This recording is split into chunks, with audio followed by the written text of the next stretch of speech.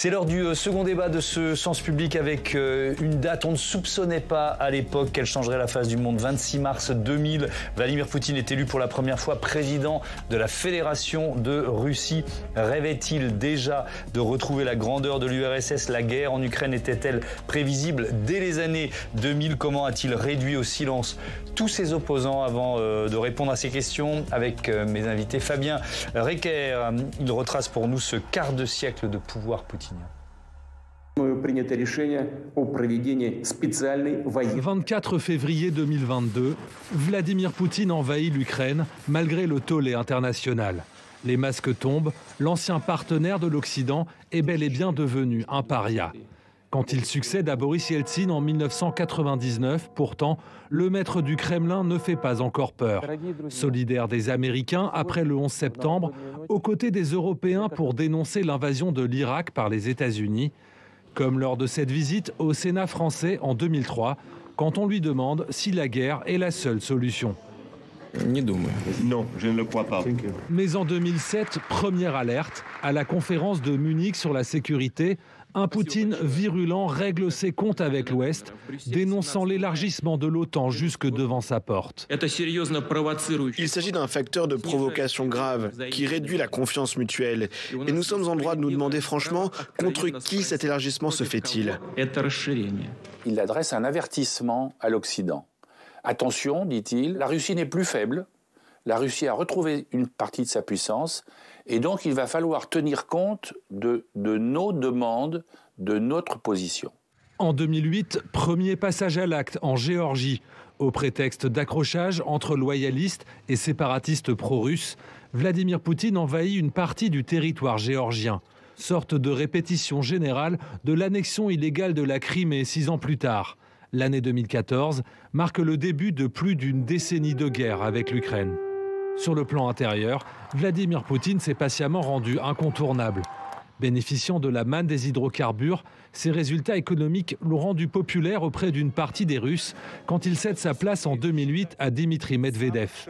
Un tour de passe-passe pour contourner l'interdiction d'enchaîner plus de 2 mandats consécutifs. 4 ans plus tard, il est largement réélu, mais les soupçons de fraude aux législatives de 2011 précipitent des dizaines de milliers de Russes dans les rues. Poutine comprend à ce moment-là que son pouvoir est fragile, qu'il y a une partie de la société qui ne suit pas, en particulier dans les grandes villes. Et à partir de 2011, il y a un vrai tournant autoritaire. Procès contre les opposants comme Alexei Navalny, mise au pas des médias et des ONG, le régime de Vladimir Poutine resserre son emprise sur la société russe, jusqu'à étouffer toute voix critique de la guerre d'agression en Ukraine.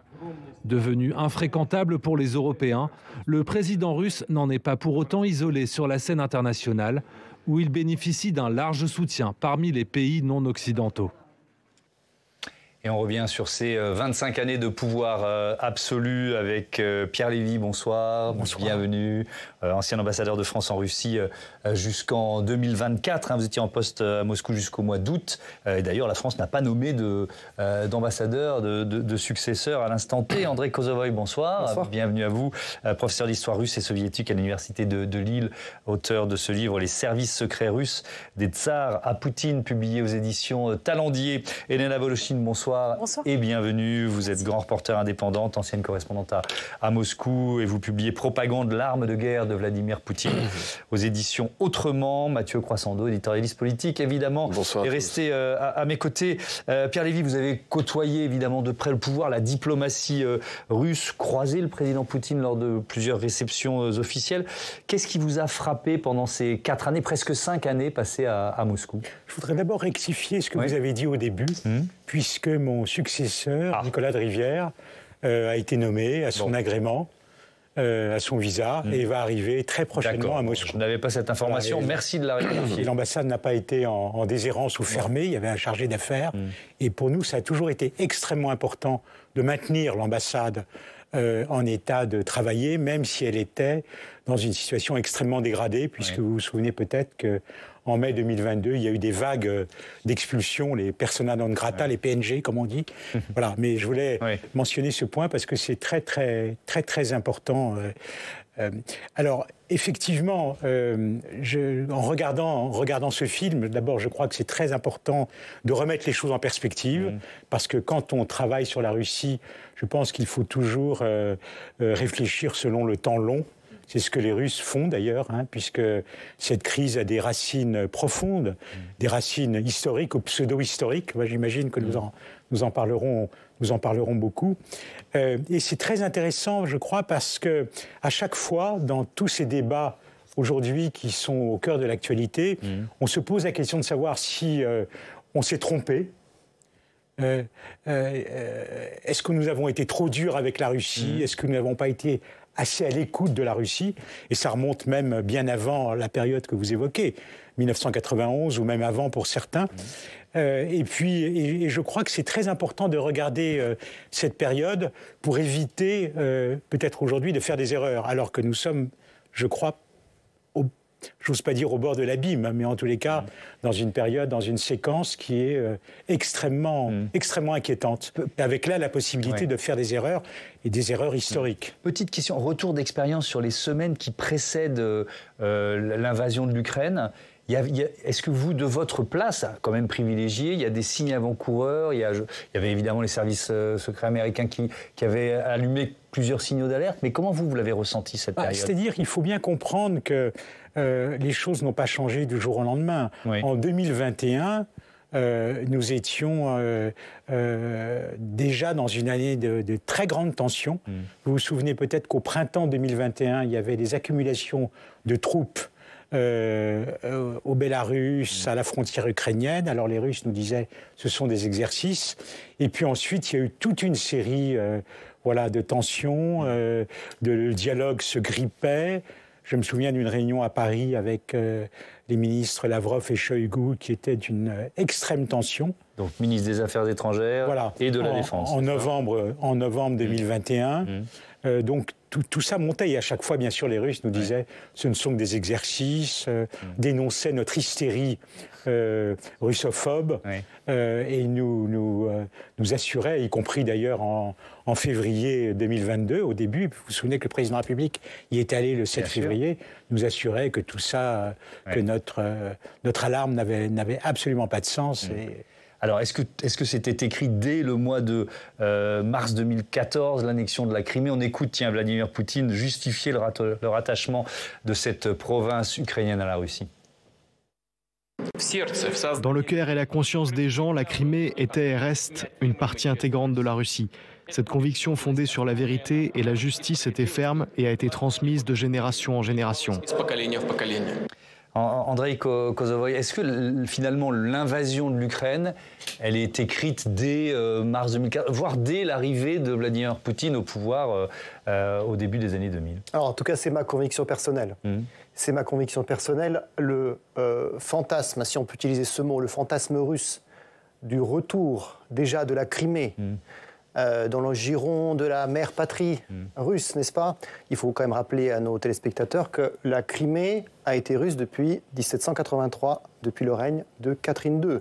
La Russie a occupé ce territoire et l'a défendu, on le sait, au XIXe siècle pendant la fameuse guerre de Crimée, lors du fameux siège de Sébastopol, dont raconte le récit aux enfants depuis leur plus tendre âge à l'école. Et c'est quelque chose qui fait partie de la culture russe au sens global. Et de ce point de vue-là, Poutine, si vous voulez, on peut en parler, mais c'est un représentant typique, entre guillemets, de l'homo soviéticus, pour qui, homo soviéticus, on se souvient de l'expression d'Alexandre Zinoviev notamment, ou l'héritier de ce pan de culture soviétique, pour qui le don, entre guillemets, je dis bien entre guillemets, de la Crimée à l'Ukraine, la République soviétique d'Ukraine en 1954 par Khrouchtchev, c'était une ignominie. C'était une erreur tragique qu'il fallait absolument réparer. De là à ce que l'on vienne à récupérer les territoires également historiquement, toujours entre guillemets russes, depuis la fin du XVIIIe siècle, occupés par Catherine II, il n'y a qu'un petit pas que Poutine va franchir. en sa qualité de grand homme historique. Elena Voloshin, évidemment, Vladimir Poutine a toujours assis son pouvoir sur la propagande. Cette propagande, quelle place prend-elle depuis le lancement de ce qu'il appelle toujours une opération spéciale depuis 2022? C'est pas depuis 2022, ça a commencé en 99, au moment où il est propulsé au pouvoir par une forte propagande autour de la guerre de Tchétchénie. Est-ce qu'il y a une accélération depuis l'invasion de l'Ukraine? Bien entendu, mais l'invasion de l'Ukraine commence en 2014 et c'est là que cette propagande prend toute son ampleur. Elle commence déjà en 2012 alors qu'il y a des manifestations gigantesques contre son retour, vous le mentionniez dans le sujet, après la passation de pouvoir avec Medvedev, lorsque l'on dit que en fait, finalement, il n'y a pas tant de gens qui manifestent, que ce sont des ennemis intérieurs payés par l'ennemi extérieur américain, etc. etc. Mais c'est le mythe qu'écrit Vladimir Poutine autour de cette guerre d'Ukraine. Lui, il commence à s'écrire en 2014 en présentant la révolution pro-européenne de Maïdan comme un coup d'État nazi orchestré par les Américains. Et à partir de ce moment-là, vous mentionniez la Crimée, mais il n'occupe pas seulement la Crimée, il annexe la Crimée, mais pendant ce discours du 18 mars, lorsqu'il signe le décret d'annexion, il dément toujours le fait que ses forces auront été à la manœuvre. Il parle d'une insurrection de locaux qui réclamaient leur réunification avec la Russie au nom de l'unité historique des Russes et des Ukrainiens, dont il parle déjà à ce moment-là, qui remonte à 988 lors du baptême par le prince Vladimir dans les eaux du Dniepr de ce seul et même peuple. Il le dit à ce moment-là, en mars 2014, et en avril seulement, le 17 avril, pendant sa ligne directe avec les Russes, il dit « Oui, mais comme je l'ai toujours dit, nos soldats ont été à la manœuvre dans le dos des forces d'autodéfense qui défendaient leur péninsule contre les fascistes. » Donc il faut bien comprendre que, comme le mentionnait à l'instant monsieur l'ambassadeur, jusqu'à la dernière minute et parfois a posteriori, Vladimir Poutine ment sur son implication. Et enfin, cette propagande, qu'est-ce qu'elle a fait? Non seulement en Crimée, mais aussi dans les territoires de l'Est et du Sud de l'Ukraine. Il avait déjà tenté aussi d'envahir Kharkov et Odessa. Il en avait échoué parce que les pro-ukrainiens dans ces endroits-là étaient plus nombreux et ont donné le coup d'arrêt au printemps russe, entre guillemets. Mais dans les régions de Donetsk et Lugansk, là, il y a une invasion qui se fait complètement dans le dos et dans les coulisses des fameux rebelles séparatistes pro-russes qui, eux, se soulèvent avec l'insurrection des populations locales contre cet ennemi fasciste qui aurait pris le pouvoir à Kiev et qui voudrait mener un génocide contre les russophones du Donbass. C'est ce mythe-là qu'écrit Vladimir Poutine autour de cette guerre. Et moi, j'étais sur place en tant que reporter en Crimée et dans le Donbass et c'était extrêmement impressionnant. Le point de départ de mon livre, c'est celui-là. C'est de voir à quel point cette réalité parallèle en 3 dimensions, en fait, se propage avec une population qui finalement rentre dans l'esprit qui est venu se dresser en bouclier humain devant les premiers tanks envoyés depuis Dniepropetrovsk à l'époque pour déloger les séparatistes, dont le criminel de guerre Igor Strelkov et d'autres qui prenaient Slaviansk dans l'ombre en mettant sur le devant de la scène des locaux. Pierre Lévy. Moi, je partage totalement vos analyses, mais je crois que pour mettre les choses totalement en perspective, il faut d'abord rappeler que c'est un projet qui vient de très loin, ça c'est clair. Et ensuite, il y a eu 2 éléments accélérateurs. Premièrement, la réforme constitutionnelle qui a été votée en 2020 et l'élection présidentielle de 2024 qui permet au président Poutine de rester jusqu'en 2036, c'est ça. Au principe jusqu'en 2036. Ça veut dire que lui, il passait de ce qui était une vision politique à un dessein pour son héritage historique, pour la postérité. C'est mon analyse personnelle. D'accord, donc je pense qu'à un moment, il s'est dit, voilà, la question ukrainienne, je vais la régler, parce que l'Ukraine, moi je ne suis pas historien, d'autres sont beaucoup mieux placés que moi pour en parler ici, et même il y aurait des liens historiques très forts, c'est pas une raison pour envahir un pays qui est souverain. Mais cette parenthèse fermée, donc moi je crois qu'il s'est dit maintenant, je travaille pour l'histoire. Je travaille à ma postérité. Voilà, je travaille à ma postérité, je veux régler cette question. Et puis deuxièmement, comme souvent dans la stratégie russe, il y a une analyse fine des faiblesses des autres parties. Vous voyez, et à un moment, il s'est dit, il y a une fenêtre d'opportunité. Parce que, souvenez-vous, il y a eu les émeutes le 6 janvier 2021, la prise du Capitole, enfin la prise à Washington. Bien sûr. Donc la démocratie américaine déliquescente. Il y a eu le départ de Kaboul aussi, qui a été désastreux au mois d'août. Il y a eu les hésitations sur la Syrie précédemment. Côté européen, il a vu, je cite je cite mes interlocuteurs russes, le poids croissant des russophobes, des États membres russophobes au sein de l'Union, Pologne, Balte et autres. Il y a eu aussi des tentatives pour renouer le dialogue avec lui, mais qui n'ont pas été couronnées de succès au sein de l'Union européenne. Il a vu que Minsk patinait, mais Minsk, là il faut vraiment le redire, mon analyse est que le schéma d'ensemble des accords de Minsk était fondamentalement favorable à la Russie. Voilà. Mais les Russes se sont dit, voilà, ça n'avance pas, Zelensky n'est pas un partenaire, c'est une junte qui est au pouvoir à Kiev à la suite d'un coup d'État. Là aussi, je cite le discours russe.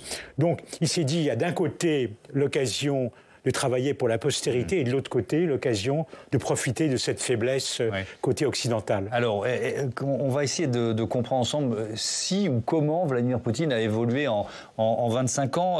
Était-il déjà un dictateur dans l'âme quand il arrive au Kremlin? On regarde d'abord les scores aux élections.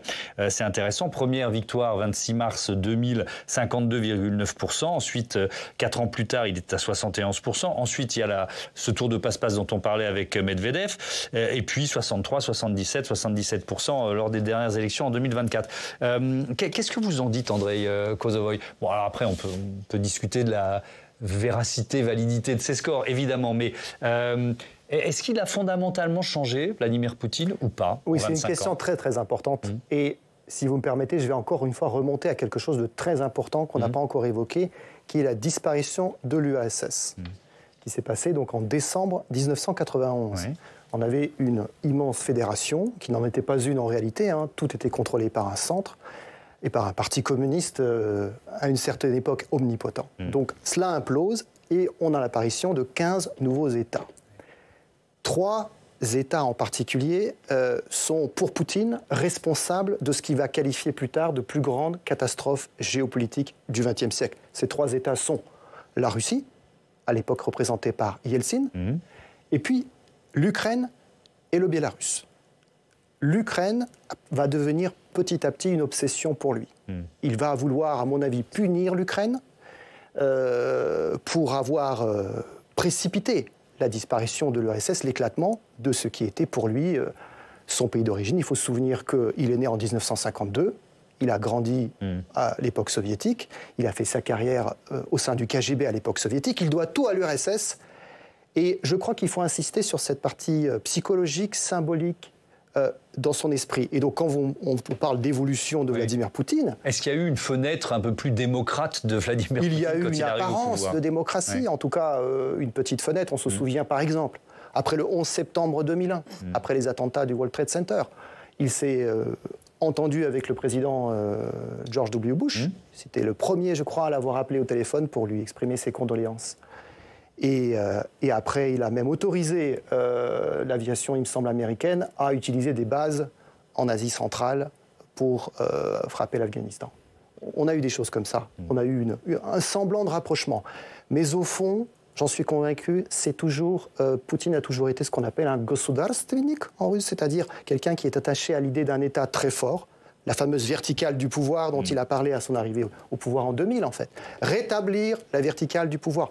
Il faut se souvenir qu'en 1999, avant même d'être élu, il a apposé une plaque à la mémoire d'Andropov, l'ancien président du KGB à l'époque où il était lui-même jeune cadre du KGB, ce qui voulait déjà dire beaucoup de choses pour les témoins de l'époque qui étaient attachés aux libertés fondamentales. Avec un Vladimir Poutine qui se met en scène, évidemment, le culte de la personnalité. On a tous en tête ces images très mâles, très virilistes. On va en voir quelques-unes, torse nu à cheval, dans la rivière, tuant un tigre à la chasse, etc. etc. Ça lui a servi, Elena Voloshin, notamment dans les premières semaines ou dans les premiers mois, parce que il n'est pas connu des Russes. Il faut quand même qu'il installe son pouvoir à cette époque-là. Oui, alors c'est une question qui est très complexe. Ça fait partie, c'est cette représentation masculiniste d'un modèle de société qu'il va mettre en place au fur et à mesure. Moi, dans mon livre, j'ai un chapitre qui s'appelle « Au nom des valeurs traditionnelles » où j'explique quel lien idéologique il y a entre ce patriarcat à domicile, avec des lois, par exemple, qui dépénalisent les violences domestiques, qui instaurent l'homme alpha en tant que maître absolu de sa famille et détenteur des bonnes valeurs à descendre aux autres membres, ou bien l'État, la violence d'État, le patriarcat patriarcat d'État, en fait, où finalement son pouvoir, son assise ne doit être d'aucune sorte remise en question. Donc évidemment, cette personnalité-là, elle en fait partie. Je pense, moi, que vous qui avez travaillé justement sur les services secrets, je trouve que ce qu'écrivait à l'époque l'ex-agent du KGB assassiné, Alexandre Litvinenko, et l'historien Yuri Feshchinsky est extrêmement intéressant en termes de comment le KGB pour exister finalement sur la durée, puisque c'est ça, Vladimir Poutine, il est patron du FSB, lorsqu'il arrive au pouvoir, il est propulsé non seulement par son culte de la personnalité, qui suit le KGB. Voilà, mais par sa lutte contre le terrorisme à l'époque, avec cette seconde guerre de Tchétchénie, qui finalement construit son image et consolide les Russes autour toujours de la figure de la lutte contre un ennemi. Et là commencent les assassinats politiques. Il y a des attentats contre des immeubles à Moscou et dans d'autres villes russes, dont au fil du temps, et Alexandre Litvinenko, Yuri Feshchinsky et d'autres qui faisaient partie d'une commission d'enquête parlementaire qui auront été assassinés en tant que députés et membres de cette commission d'enquête, veulent prouver qu'en fait ces attentats auraient été orchestrés par le FSB pour justement justifier cette deuxième intervention de Tchétchénie. Donc on n'est pas seulement on est sur un culte de la violence. Voilà, et c'est ce que disait Litvinenko, c'est que le KGB est arrivé au pouvoir, c'est pour ça que la Russie se noie dans une mare de sang, mais le KGB ne saurait exister sans idéologie. Moi, je défends dans ce livre, alors je suis du coup allée lire en fait les textes d'auteurs, d'idéologues que Poutine cite à tour de rôle, comme Nikolai Danilevski, un panslaviste du 19e siècle, comme Ivan Ilyin, un russe blanc immigré ultra-orthodoxe, maître à penser de l'armée blanche en exil, qui prône quasiment, après la chute de l'Union soviétique, une sorte de fascisme russe, d'une guerre sainte orthodoxe pour rétablir un tsar au pouvoir qui saura rassembler les terres russes. Et moi, je défends l'idée dans ce livre, en analysant des textes, en analysant ses discours, en analysant ses actions, et en ayant lu ces auteurs, l'idée que Vladimir Poutine, peut-être, au bout d'un moment, s'est doté vraiment d'un fond idéologique, et c'est d'autant plus terrifiant parce que cela forge la détermination, cela force des choses comme le passage à l'acte dans cette guerre d'Ukraine, dans cette guerre d'invasion, où il construit vraiment un mythe et où il y a un discours civilisationnel tellement puissant qui l'accompagne, qu'il le propulse en 3 dimensions dans des grands parcs historiques, il y a une dimension dans ce mythe qui dépasse largement, je pense, un mot là-dessus, Andrei Kosovoï, je reviens vers vous tout de suite. Je rebondis très rapidement, et c'est très juste ce que vient de dire Elena Voloshin, c'est qu'un auteur en particulier dont il faut se souvenir pour Poutine, il a, semble-t-il, plusieurs fois dit que c'était son penseur préféré, c'est Ivan Ilyin. Né en 1800, bon, totalement inconnu, bien sûr, c'est pas Kant, voilà, c'est un penseur réactionnaire, ultra-monarchiste, qui a écrit dans l'exil, puisqu'il a été exilé par Lénine avec d'autres intellectuels russes au début des années 20. Voilà, il est allé en Allemagne et il a été l'un des théoriciens, rétrospectivement, du fascisme russe. Certains historiens vont même dire qu'il aurait indirectement nourri les idées de Hitler. Ouais. Alors, est-ce que quand Vladimir Poutine arrive au pouvoir, monsieur l'ambassadeur, est-ce que les Européens sont conscients de tout ça, ou est-ce qu'il y a une illusion démocratique autour de lui ? Mais moi, je me souviens de cette période parce que j'ai activement participé à ce qu'on a essayé de faire au plan européen pour structurer la relation avec la Russie. On était dans une période plutôt positive, plutôt d'espoir. C'était au début des années 2000. Et vous vous souvenez sans doute qu'en 2003, il y a eu le premier sommet Union européenne-Russie à Saint-Pétersbourg. Donc on avait plein de projets dans les cartons. Et en particulier, j'étais à l'époque chef du service de la politique étrangère et de sécurité commune. Et donc à l'époque, on avait mis au point un concept largement produit par les idées de la France, de ce que l'on appelait les 4 espaces, c'est-à-dire avoir un espace de coopération économique, un espace de sécurité, un espace de libre circulation et un espace culturel. Et puis tout ça, le sommet s'est plutôt pas mal passé. Après, tout ça a continué. Et puis les choses se sont petit à petit délitées. Du fait de Vladimir Poutine, c'était un certain nombre d'erreurs européennes. C'était à la fois, il y avait des tendances défavorables des deux côtés. Parce que côté russe, la Russie, c'est la Russie. Elle ne pouvait accepter d'être un partenaire de l'Union européenne parmi d'autres. Vous voyez, bon, j'entre pas dans les détails qui pouvaient poser problème, mais voilà, c'était clair, un peu comme si quand on leur refuse un privilège, ils crient à la discrimination. Vous voyez. Mais il faut reconnaître aussi que du côté européen, c'était difficile parce qu'il faut toujours garder à l'esprit et c'est, je crois, une analyse qui reste extrêmement pertinente de nos jours, que la relation à la Russie est le sujet sans doute le plus diviseur entre les États membres de l'Union européenne, pour des raisons évidentes qui sont liées à la géographie. Il faut d'abord regarder la carte. Vous habitez Lisbonne, c'est pas la même chose que si vous habitez Tallinn, vous voyez. Sûr, donc à chaque fois, c'était compliqué, y compris d'ailleurs dans nos relations avec l'Ukraine. Alors, on va essayer de s'intéresser au contre-pouvoir, s'il en reste en Russie. Qui ose encore s'opposer à Vladimir Poutine? Avant de répondre à cette question, je vous propose une archive, elle date de novembre 2007. Garry Kasparov, la légende des échecs évidemment, vient de passer 5 jours en prison pour avoir participé à des manifestations. Voilà ce qu'il dit.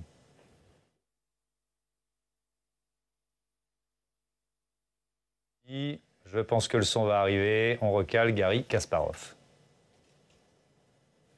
C'est un message non seulement pour moi, mais aussi pour chacun d'entre nous. Ils veulent nous dire que nous devons avoir peur, que combattre le régime a un coût trop élevé. Mais je me sens obligé de continuer parce qu'il n'y va pas seulement de Garry Kasparov. Il y va aussi des douzaines de personnes arrêtées avec moi à Moscou, des douzaines de personnes arrêtées à Saint-Pétersbourg, et il y va aussi des centaines de personnes arrêtées régulièrement dans les régions. Nous allons voir jusqu'où le régime est prêt à aller en violant la Constitution. Ces élections ne sont qu'une première étape vers la décision finale que prendra Vladimir Poutine. Va-t-il tourner en parfait dictateur ou va-t-il continuer de prétendre qu'il est démocratique ? Garry Kasparov qui finira par quitter son pays. J'accueille de nouveau Steve Jourdain sur ce plateau. Rebonsoir. Rebonsoir. Steve, Vladimir Poutine, 25 années de pouvoir et de nombreux cadavres derrière lui. Il y a d'abord les journalistes, Thomas. La figure la plus médiatique est sans doute Anna Politkovskaya. C'est une journaliste qui entre au journal Novaya Gazeta en 1999. Elle est à l'époque la seule journaliste à enquêter sur la guerre de Tchétchénie. Elle attire l'opinion publique sur les crimes de masse commis par la Russie. Elle parle d'actes de torture, d'exactions contre les civils. Elle publie des articles sur les disparitions inexpliquées de civils. Sa voix est très écoutée à l'international, mais en 2004, elle est empoisonnée dans un avion, sans doute en buvant du thé. Elle survit une première fois jusqu'en octobre 2006, où elle est abattue d'une rafale de mitraillettes dans la cage d'escalier de son immeuble de Moscou. Aucun commanditaire de l'assassinat ne sera jamais retrouvé ni inculpé. Depuis elle, plusieurs journalistes du même journal ont été assassinés, Thomas. Dans le viseur du Kremlin également, les militants des droits de l'homme ou des personnalités de la société civile. Par exemple, la militante tchétchène Natalia Estemirova. À partir des années 2000, elle sillonne la Tchétchénie pour traquer les violations des droits de l'homme. Elle est enlevée le 15 juillet 2009 à Grozny. Son corps criblé de balles est retrouvé le jour même à 80 km de là. Autre personnalité encombrante, Thomas, pour le Kremlin, Sergueï Magnitsky. C'est un avocat fiscaliste. Il est arrêté en 2008 après avoir dénoncé un scandale de corruption orchestré par des membres du régime. Il est emprisonné sans procès et passe 1 an dans une cellule où il perd 20 kilos. Il refuse obstinément de revenir sur sa plainte malgré l'insistance des autorités russes. Un beau matin, il se plaint de douleurs à l'estomac. On le transfère dans une autre prison où il est battu à mort. L'autopsie réclamée par la famille est refusée officiellement.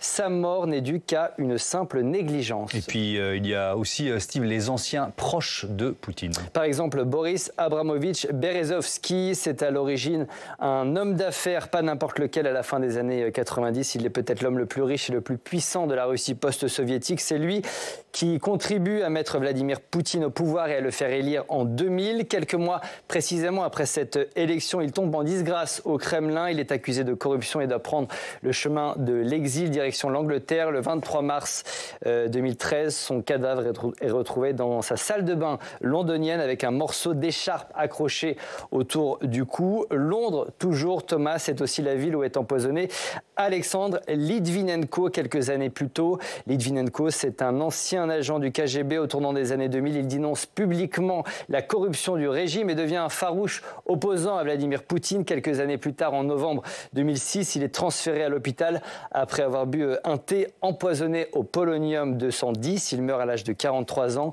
Dans une lettre publiée dit à titre posthume, il accusera Poutine d'être responsable de sa mort. Et puis enfin, il y a les opposants politiques. Ce sont les affaires les plus connues, en tout cas les plus médiatisées en France. Boris Nemtsov était une figure de l'opposition libérale en Russie. Le 27 février 2015, il est abattu de 4 balles à quelques pas de la place Rouge. Avant son assassinat, il travaillait sur un rapport dans lequel il accusait Poutine d'avoir orchestré l'annexion de la Crimée en 2014. Plus proche de nous, Thomas, la mort d'Alexei Navalny, le plus célèbre opposant au maître du Kremlin. Il est décédé en février 2024 dans une prison située dans l'extrême nord du pays. Le régime l'a lentement fait mourir après l'avoir empoisonné une première fois. C'était en 2020. Et malgré tout, malgré cette liste non exhaustive, il y a des voix qui continuent de s'opposer.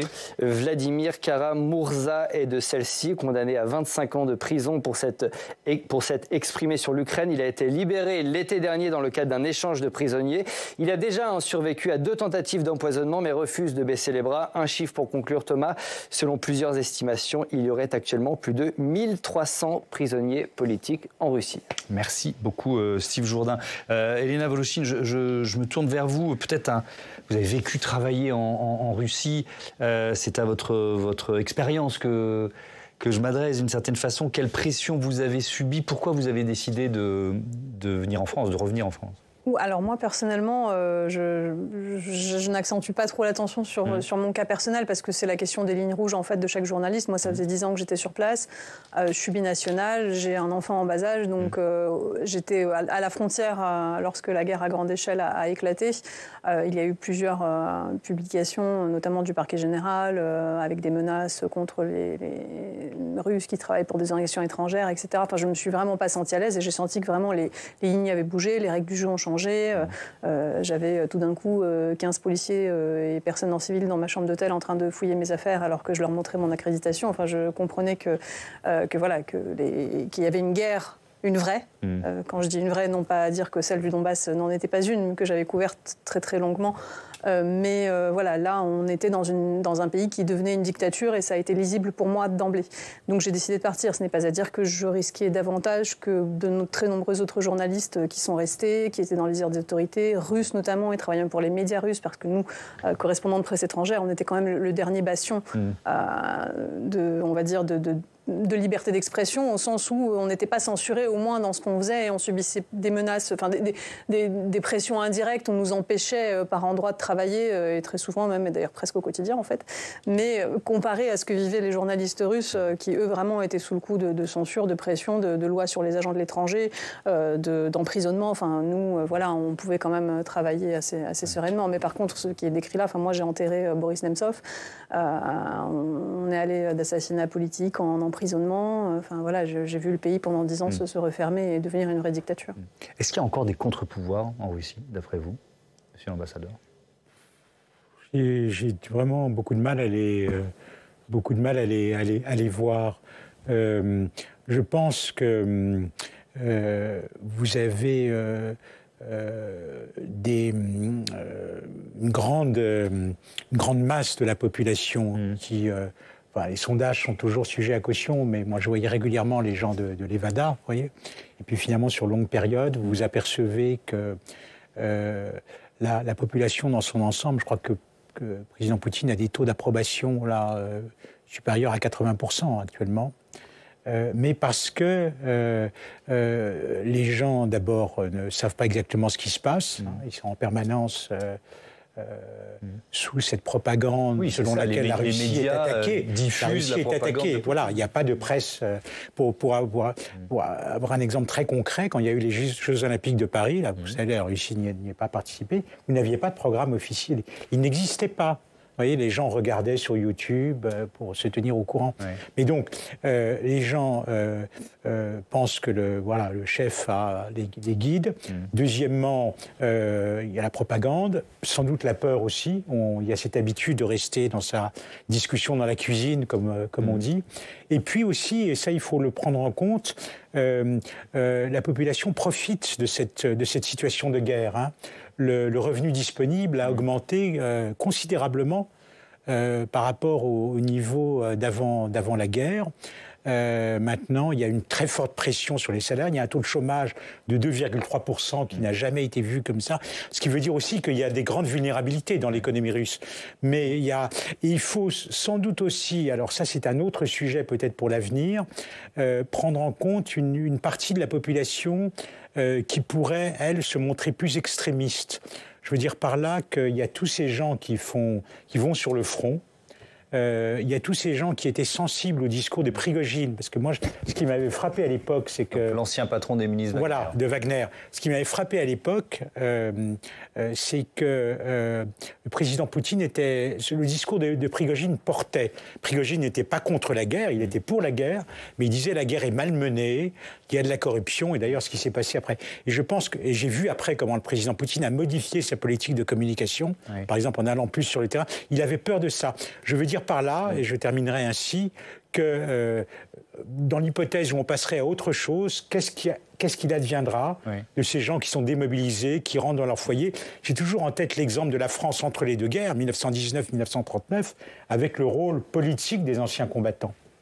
Un mot sur cette société russe et ce qui pourrait éventuellement, évidemment ça semble totalement... c'est difficile à concevoir. Et quoique, quand il y a eu ce putsch, cette amorce de putsch de Prigojine, on s'est quand même posé la question de la fragilité du pouvoir de Poutine. Qu'est-ce qui pourrait faire tomber Vladimir Poutine, d'après vous? Alors, si vous posez la question, tout dépend à qui vous vous adressez en fait. Si vous demandez à un historien, il va a priori, vous trouver des précédents historiques susceptibles de nous aider dans cette réflexion. Et donc, moi, le précédent historique qui me paraît peut-être le plus pertinent, enfin le moins mauvais, disons, c'est celui, encore une fois, de la décomposition de l'Empire soviétique, c'est-à-dire à partir en gros, des années Brejnev finissantes, et puis on va jusqu'à Gorbatchev qui arrive en 85 au pouvoir. C'est-à-dire qu'on a une atmosphère de cynisme, déjà profond, sous Brejnev. On ne croit plus au communisme. La majorité de la population ne croit plus à ces portraits, quand on voit les portraits de Lénine lors des grandes manifestations, etc. Les grands slogans, l'avenir brillant, personne n'y croit plus. Et on regarde, bien sûr, c'est très important, les magasins qui sont de plus en plus vides. Les étalages vides, les files d'attente qui se rallongent, y compris à Moscou. Voilà. Les pénuries. Donc, et là, bien sûr, quand on voit tout ça, quand les soviétiques voient tout cela, ils regardent la télévision, la propagande leur montrer des images de récoltes splendides, etc. Il y a bien sûr une rupture. Donc, est-ce que c'est un précédent? En quelle mesure il peut nous aider à comprendre? Donc, dès lors qu'on a des difficultés économiques, et il y en a déjà en Russie, dès lors qu'on a d'autres types de difficultés, de type crise démographique, et aujourd'hui, la Russie doit faire face à une grave crise démographique. Tout ça nous incite à penser que la population russe va nous réserver peut-être une surprise, comme elle a réservé une surprise à de nombreux soviétologues à la fin des années 80, début 90. Allez, on ouvre un dernier chapitre, celui des relations internationales. Est-ce qu'on peut tenir tête, comment parler à Vladimir Poutine? Et j'ouvre ce chapitre avec vous, Mathieu, puisqu'on va revenir sur ces relations avec les présidents français. Évidemment, il y a eu des hauts et des bas. Oui, elles vont commencer sous le signe d'une forme de séduction et de la construction, avec Jacques Chirac, qui est le premier président français à rencontrer Vladimir Poutine en septembre 2000 à Paris, à l'Élysée. Le contexte, il est alors tendu parce que Jacques Chirac a poussé pas mal de critiques sur la guerre en Tchétchénie à l'époque. Mais les deux hommes vont nouer une relation personnelle qui va perdurer au fil des années. Jacques Chirac, il est russophile, vous vous souvenez. Il va prodiguer des conseils j'allais dire au jeune Vladimir Poutine, non, parce qu'il a juste 20 ans de moins. Mais il y a quelque chose qui va les rapprocher, c'est le contexte post-11 septembre, avec c'est vrai, la guerre contre l'axe du mal, et puis cette montée de l'unilatéralisme américain. Et au point que, c'est vrai, vous le rappeliez tout à l'heure, en mai 2003, à l'initiative de la France à Saint-Pétersbourg, il y a ce fameux sommet entre l'Union européenne et la Russie qui engage des discussions pour renforcer leur coopération sur les 4 espaces communs dont on parlait tout à l'heure. Un an plus tard, vous vous souvenez des images à Sotchi de Vladimir Poutine et Jacques Chirac échangeant sans conseiller, juste avec un interprète dans un hôtel en marge d'un sommet encore. Le quinquennat de Jacques Chirac va se terminer, mais Vladimir Poutine conservera une estime pour le président président français, au point qu'il lui enverra chaque année un recueil de poésie jusqu'à la fin de ses jours. Et puis ça sera le principal dirigeant étranger à se rendre à l'enterrement de Jacques Chirac quand celui-ci mourra en 2019. En 2019. Alors ça se complique ensuite avec Nicolas Sarkozy. Oui, alors là on passe sous le signe de l'inflexion et de l'intimidation d'une certaine manière, car la relation n'est plus d'égal à égal. Nicolas Sarkozy rencontre Vladimir Poutine en 2004, il est ministre de l'Intérieur. Il y a eu la prise d'otage de Beslan, vous vous souvenez, où l'assaut est critiqué qui avait été donné par les forces spéciales russes est critiqué.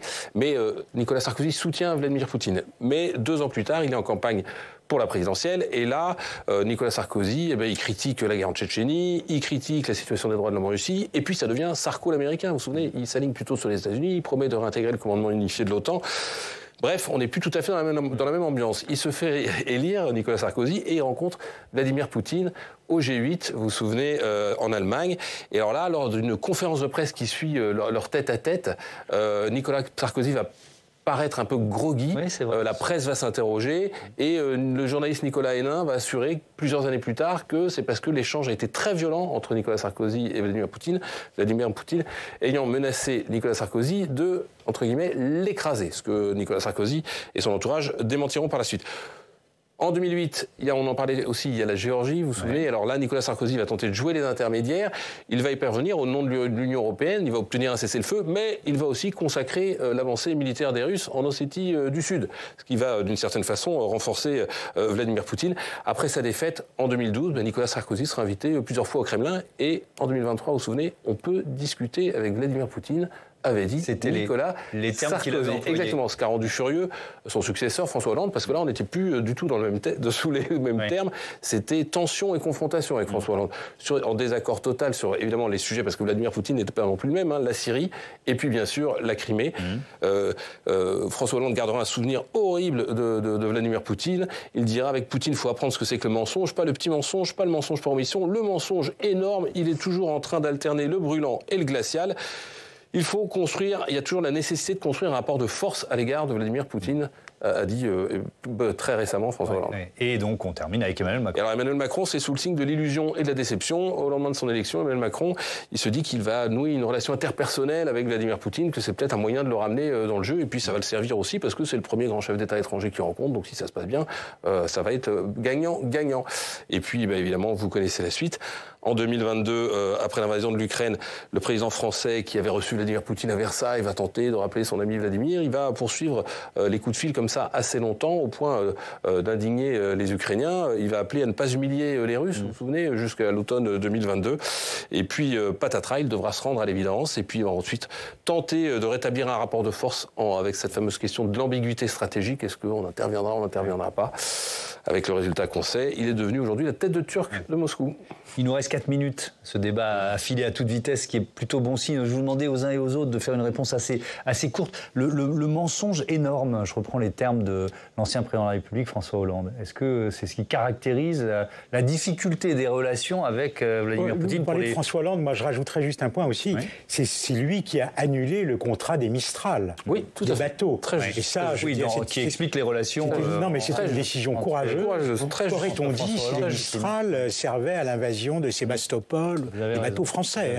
Le mensonge, est-ce que c'est une constante de la diplomatie ou est-ce que c'est particulièrement compliqué avec un Vladimir Poutine? Non, moi je crois que dans leur système, la réalité est une option parmi d'autres. Ouais. Voilà, donc on construit tout un discours avec cette logique inversée, nous sommes attaqués, et puis avec bien évidemment, à l'évidence, cette dissimulation. Nous, on nous disait quelques semaines avant l'invasion, il n'en est absolument pas question, c'est ce que je vous ai dit. Donc ce qu'il faut, c'est arriver à décoder le système, et ça, c'était notre travail au quotidien. Elena Voloshin, sur peut-être cette idée de bannissement. Alors bannissement, il est partiel, il est peut-être occidental, parce que par exemple, quand il y a une rencontre entre Vladimir Poutine et le président chinois, à quel point elle sert, comment elle est mise en scène, à quel point elle sert la propagande du président russe? Je peux vous répondre en répondant aussi sur le mensonge, parce que c'est un peu mon fond de commerce quand même. J'ai écrit 424 pages d'un livre qui est extrêmement factuel, extrêmement documenté. J'essaye de ne pas donner mon opinion. Alors je la donne au début et à la fin. Et mon livre se termine après que j'ai expliqué le rôle de Nikolaï Patrouchev, le patron aussi, un des patrons des services secrets russes, au moment des attentats contre les immeubles en 1999 et au moment de l'attentat contre le Crocus City Hall, lorsqu'il dit au tout début que ce sont les services secrets ukrainiens qui l'ont planifié. Mon livre se termine par « Ultimement, la Russie est ce dont elle accuse ses ennemis, l'empire du mensonge ». Parce que par ailleurs, Vladimir Poutine parle de l'axe occidental comme de l'empire du mensonge.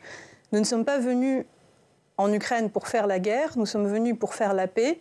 Nous sommes venus pour dénazifier l'Ukraine, nous sommes venus pour libérer l'Ukraine, nous sommes venus pour la libérer des nazis.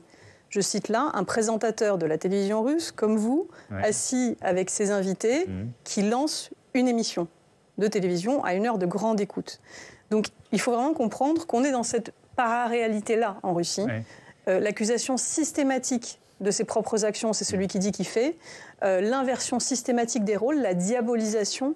Donc c'est pour cela qu'aujourd'hui, à l'heure où l'on scrute un éventuel cessez-le-feu que pourrait signer Vladimir Poutine, je suis particulièrement préoccupée par le fait que l'on soit toujours accroché à ce que va dire ou déclarer ou signer officiellement Vladimir Poutine. Parce qu'il n'y a rien pendant ce quart de siècle au pouvoir qui n'aura été vrai de ce qui desservirait ses intérêts stratégiques. Un tout dernier mot, une minute, Andrei Kozovoï. Effectivement, on a tous en tête les discussions en cours entre des émissaires russes, américains, etc. Cette promesse, je ne sais pas, de sommet et de photos entre Vladimir Poutine et Donald Trump. Il en a besoin, Vladimir Poutine ? Puisqu'on parle de bannissement partiel. Alors, est-ce qu'il en a besoin ? Oui, il y a une partie de la population russe, peut-être la majeure partie de la population russe, qui voudrait quand même que ça s'arrête. Ils sont parfaitement contents de voir ces territoires récupérés. Voilà. Bien sûr, il y a une population qui est très contente de gagner des soldes exorbitantes, qui dépassent de très loin ce qu'ils pourraient gagner en temps normal, certes. Est-ce que l'économie russe aujourd'hui est dépendante de cette guerre ? C'est une théorie qui peut être défendue. Est-ce que Poutine a tout intérêt à voir poursuivre cette guerre parce qu'il y a cette machine, ce complexe militaro-industriel immense qui est devenu omnipotent aujourd'hui. On ne s'imagine même pas ce que c'est. Enfin, je pense que ça peut être comparé à ce que c'était à l'époque soviétique. Même Gorbatchev, encore une fois, en arrivant au pouvoir en 85, n'était pas au courant. Sur le mensonge, très rapidement. 30 secondes. Allez. Voilà, très rapidement, je voudrais souligner quelque chose, que nos dirigeants, nos décideurs gagneraient ceux d'aujourd'hui et ceux à venir gagneraient à s'informer un peu plus sur l'histoire soviétique. Et sur les pratiques en matière de mensonges, il y a eu même un livre publié par un témoin connu qui s'appelait « La Russie, le pays du mensonge déconcertant ». Déconcertant. C'est un livre des années 30.